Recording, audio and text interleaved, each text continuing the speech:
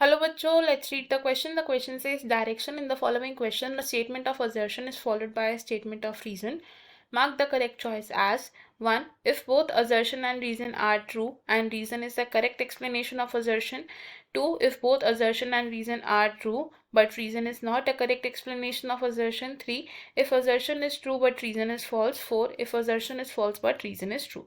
Assertion: stable community does not show too much variation in productivity from year to year. Reason: stable community shows less resistance to the invasion by alien species.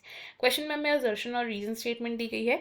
assertion statement कह रही है कि एक stable community ज़्यादा variation को show नहीं करती है with respect to productivity from year to year. assertion का reason बताया गया है कि जो stable community होती है वो alien species invasion की तरफ less resistance को show करती है.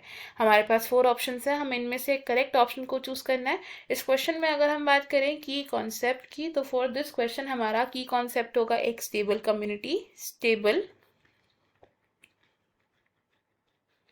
कम्युनिटी, एक स्टेबल कम्युनिटी को हम कैसे डिस्क्राइब कर सकते हैं? ये वो कम्युनिटी होती है जिसमें ज़्यादा वेरिएशन नहीं आता for a long time with respect to productivity. तो it shows not much variation in productivity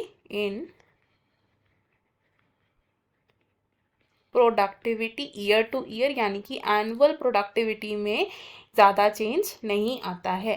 stable community के और क्या क्या कैरेक्टरिस्टिक्स होते हैं? तो एक कम्युनिटी स्टेबल मानी जाती है जब वो ओकेजनल डिस्टर्बेंसेस से रेजिस्टेंट हो, यानी कि नेचुरल या मैन मेड डिस्टर्बेंसेस जब आए तो उससे वो रेजिस्ट कर सके एंड उसमें कोई ज़्यादा चेंज ना है. इट इज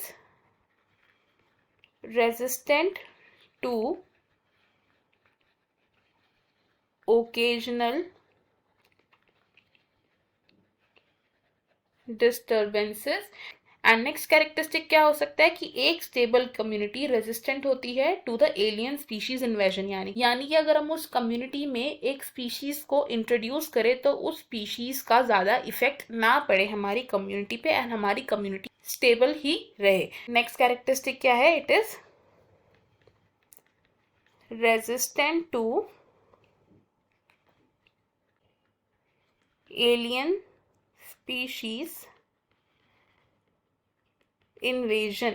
अगर एक कम्युनिटी रेजिस्टेंट नहीं होगी या फिर ये बहुत कम रेजिस्टेंस शो करेगी तो क्या होगा? एलियन स्पीशीज इन्वेजन की वजह से जो उस कम्युनिटी में पहले से रहने वाली स्पीशीज हैं उनका एक्सटिंक्शन भी हो सकता है. तो एक स्टेबल कम्युनिटी का बहुत इंपॉर्टेंट कैरेक्टरिस्टिक है कि वो एलियन स्पीशीज इन्वेजन से रेजिस्टेंस शो करे. अगर हम अपने असर्शन और रीजन स्टेटमेंट देखें, असर्शन स्टेटमेंट तो हमारी करेक्ट है बिकॉज स्टेबल कम्युनिटी ज़्यादा वेरिएशन को शो नहीं करती for productivity year to year.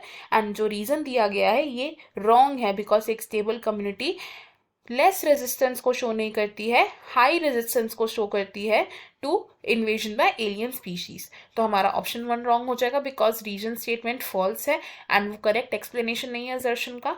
Option 2 भी रॉन्ग होगा बिकॉज रीजन स्टेटमेंट हमारा फॉल्स है. ऑप्शन 3 हमारा करेक्ट है एंड ऑप्शन 4 भी रॉन्ग होगा बिकॉज असर्शन स्टेटमेंट हमारी ट्रू है एंड रीजन फॉल्स है. इस क्वेश्चन में हमारा जो फाइनल आंसर है that is option number 3. I hope you have understood it well. Best of luck. Thank you.